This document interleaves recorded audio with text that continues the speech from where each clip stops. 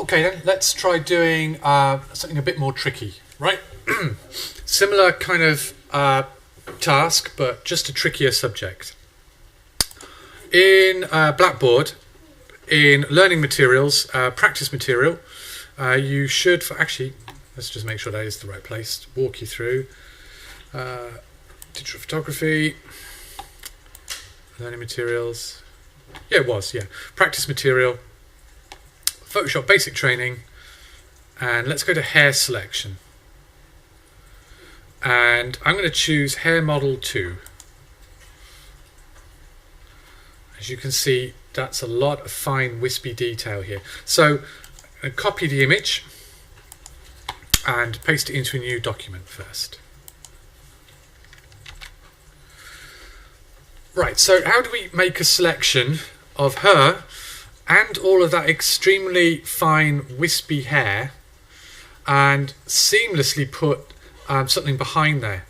You could potentially do it this way, but you're going to run into trouble here. As you can see in the red, green and blue, all of them have varying degrees of contrast, where you can still see lots of bright stuff happening in her hair. So, and also it's just this bit's too sort of middle of the road grey. So we're going to do it in a different way. We're going to use the quick selection tool, and then we're going to go into the select and mask refinement kind of tools, right? The quick selection tool is actually really, really handy. You'll probably start using it a lot if you do end up doing a lot of this kind of work. So quick selection is up here. If you can't see quick selection, it's because magic wand has been chosen. So you can either click and hold down and then change it to quick selection, or you can hold shift and tap W to switch between the different modes. So we're in quick selection. So what quick selection does is it gives you a brush, just a little default round brush that, as far as I know, you can't change, and you can make it bigger and smaller by tapping the little square bracket keys next to the return symbol or the enter button. In general, that will make all brushes bigger and smaller. So we want a medium sort of size brush, and we're going to use the quick selection tool to try and select as much of her as possible. So I'm going to go into her body bit here, and then click with my left mouse button and start drawing. And by default, it's going to then switch you to add to selection, so you don't have to really worry about holding down shift or changing the button. So, and then I'm going to continue drawing round onto her face. You can see how it grows that selection. And I'm going to draw it out to here, and I'm going to draw it out to there. And I'm going to try and capture as much of her hair as possible. That kind of situation is what I want to get to. Okay? Now you look at that and you go, well, yeah, it's kind of selected a bunch of stuff, but it hasn't really caught all those fine details. I mean, it's done a pretty good job for considering it's a one button tool and you just drag over the thing you want to select. I think that's fairly impressive, but obviously it has not caught any of the detail of the hair at all. So we're going to have to go into this select and mask. Actually, I'm going to put that auto enhance on. I'm going to do it again.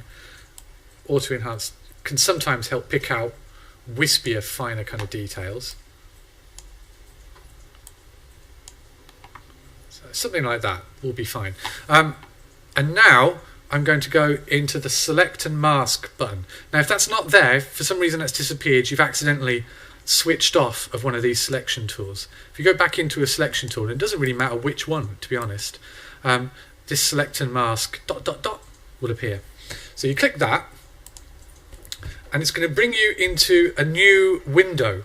It's going to get rid of all the stuff, all the normal Photoshop stuff, and give you just a few controls.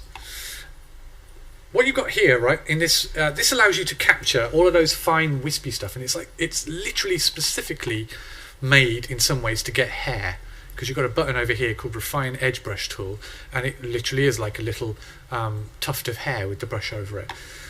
But before we touch that, let's have a look to see what's going on here. You can change how you preview the selection.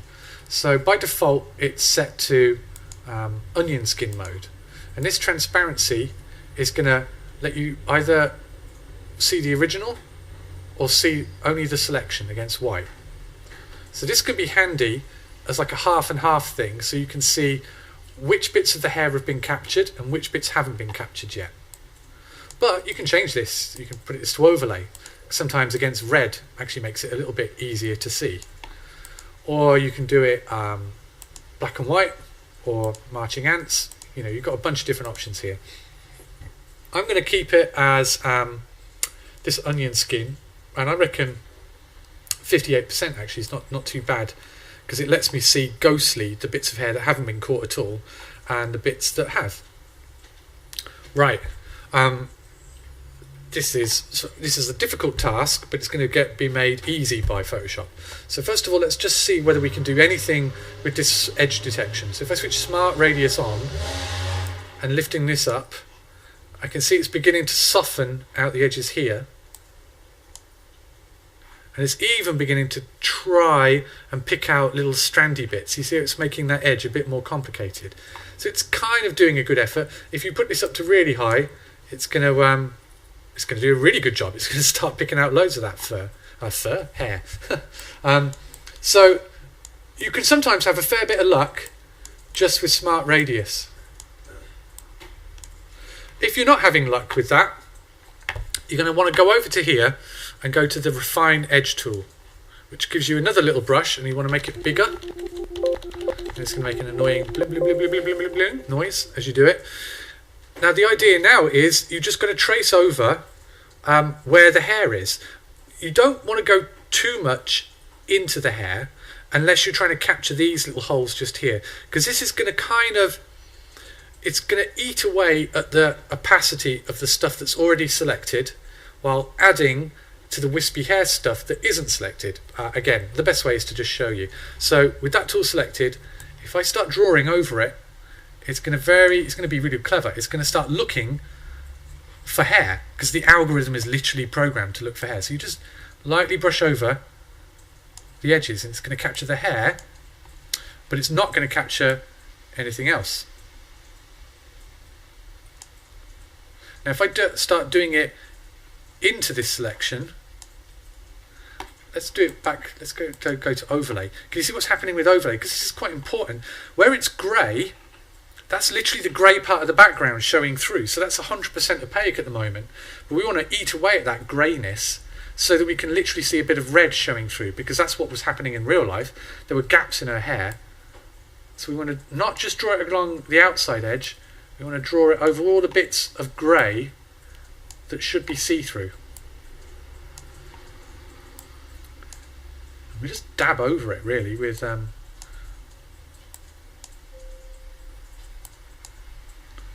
precise little you know, sort of brushstroke marks.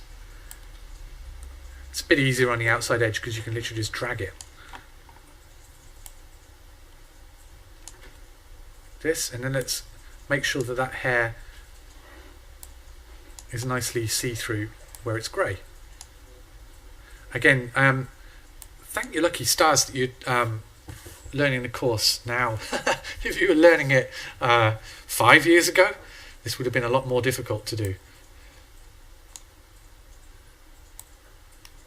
So I'm going to select, the longer you spend on it, the more precise you can be. And you can shrink down the brush to be more precise if you need to be. But in general, you should be okay like this. So once you've done this selection, you can actually output this now. You can output in a bunch of different ways. Just as a normal selection, you can also decontaminate colors. This is quite a handy little thing sometimes when, you know, when we were doing, before the break, and we had the leaves occasionally, and it had some light spill kind of creeping back over the edges of the leaves. Sometimes this Decontaminate Colors can help you deal with that. It'll just sort of, it'll try and semi-intelligently work out what light is spilling back over through semi-transparent kind of objects, and then compensate for that. Although you do get a more limited kind of set of options when you put Decontaminate Colors, because without this on, you can output either to a selection or a layer mask or a bunch of new layers. With Decontaminate Colors on, you're limited to these kind of settings, but that's okay. So if we go OK to that, it's going to create a new layer with a layer mask in. And actually, yeah, a layer mask is a new thing to talk about, actually. Let's just quickly talk about what a layer mask is before I show you how this worked. So if I create a new layer here on top of white, and I paint with some colour like this.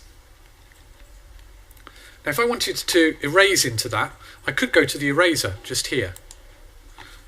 And I could erase out the bits that I don't want. But once I've erased, I'm stuck. I can bring it back by Control Z, or I could step back with Control Alt Z, but there's a chance that you've done too much painting and you've reached the limit of how much Photoshop is going to allow you to step back. So instead of erasing, what you can do is you can create a new layer and then apply a layer mask to that layer. And the layer mask is, you select a layer like this and you click this little button. And this creates another little thumbnail next to it, and this is called the mask. This is the layer mask, and by default it's all white, and where it's white it's going to show what's in your actual layer, and where it's black it's going to hide what's in your actual layer. So if I just make the whole thing black, if I made the whole mask black, and I know I'm only affecting the mask because the mask is kind of highlighted.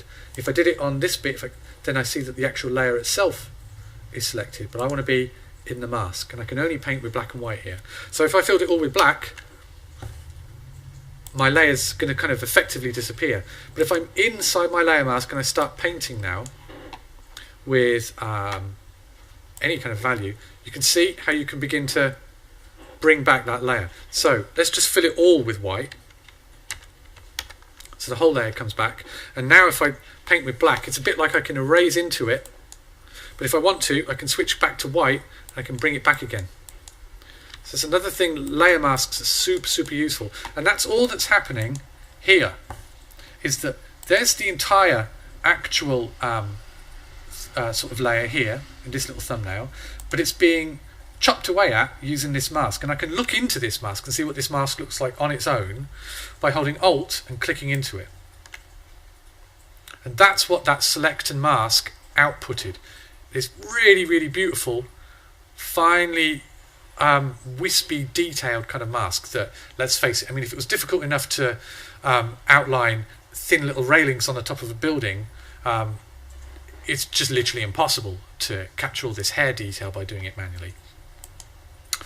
So now I can put in some kind of crazy colour between the two. And you see, it's even captured the transparency happening at the back. I missed a few bits when I was doing that hair mask, so you can still see some grey happening around here. This is just time and effort, you know. When you're doing that select and mask step, you'll just need a smaller brush on your hair setting and to go in and make sure that the hair here, the right amount of transparency is showing through. So now you can put any kind of background you like behind her as well. So even though I think on first look having to deal with masking out her hair would seem more difficult than dealing with a building, using this combination of this quick select and then the select and mask actually makes it, if anything, easier.